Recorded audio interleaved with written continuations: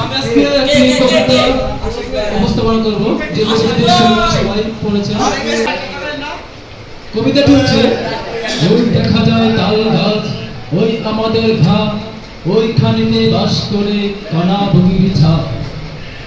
বগিকে আমি প্রশ্ন করলাম, ও বগি তুই চাস কি? বগি তাৎক্ষণিক আমাকে জবাব দিল, পান্তা আমি চাই না, পুঁটি মাছ পাই না, একটা যদি পাই অমনি ধরে কাপড় দিব। এই কবিতাটা সবাই এভাবে শুনেছেন, তবে এই কবিতাটা আমি ভিন্নভাবে আজকে উপস্থাপনা করবো আপনাদের সামনে। আশা করি আপনারা সবাই মনোযোগ সহকারে শুনবেন। এই কবিতাটা যদি কোনো রাজনীতি নেতা যদি কোনো জনগণের সামনে উপস্থাপনা করে, তাহলে কিভাবে উপস্থাপনা করবে?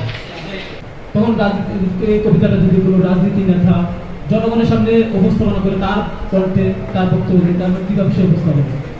সংগ্রামী ভাই বোনেরা, ওই দেখা যায় তাল গাছ, ওই আমাদের ঘা, ওই খানিতে বাস করে কানা বগির ছা।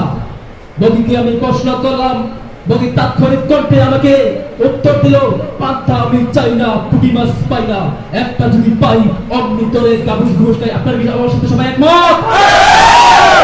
আবার এই কবিতাটা যদি কোনো মাওলানা ওয়াজের মতো করে উপস্থাপনা করে, তাহলে কিভাবে উপস্থাপনা করবে?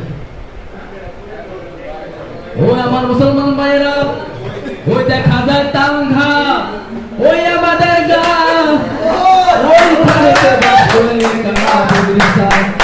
বগিরে আমি প্রশ্ন করলাম, বগি কান্দা কান্দা গো,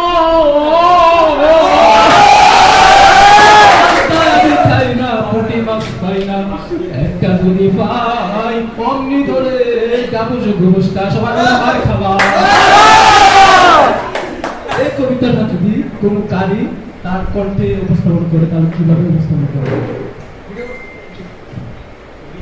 ওই দেখা যায় তাল গাছ,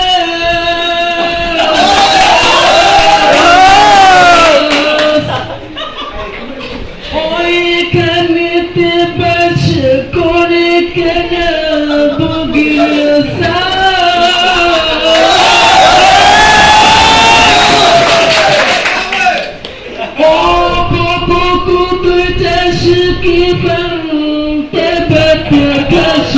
কি